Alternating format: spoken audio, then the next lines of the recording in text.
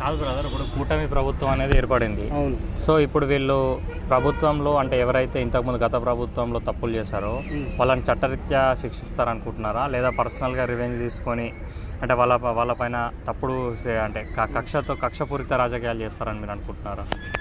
ఏంటంటే ఇక్కడ ఉంటే జగనన్న ఓడిపోతే ఆల్రెడీ ప్లాన్ చేసుకున్నారు. ఏమని ప్లాన్ చేసుకున్నాడు అంటే విదేశాలకి మనము పారిపోతున్నాము ప్లాన్ చేసినాడు. అన్ని ఫ్లైట్ అన్నీ బుక్ చేసుకున్నాడు.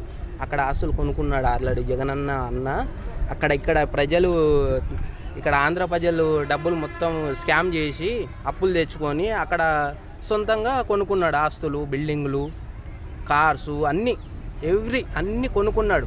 ఈసారి పార్టీ ఓడిపోతే వెళ్ళిపోదాం అనుకున్నా కానీ వీళ్ళు ఆపేసిండ్రు ఇక్కడ. ఎందుకంటే మేము ఇన్ని రోజులు ఏదైతే స్కామ్లు చేసిండో, ఏదైతే పట్టించుకోకుండా జనాలను ఏదైతే స్కాములు చేసిండో అవన్నీ బయట పెడదాము. ఆయన ఉండాలి, ఇక్కడే మా ఎదురుగానే ఉండాలి, మేము ఆయనకు చెప్తుంటాము, ఆయన అనుభవిస్తాడు ఏదైనా సరే అని. అందు గురించి ఇక్కడే ఆయనను వెళ్ళకుండా చేసింది ఇక్కడే.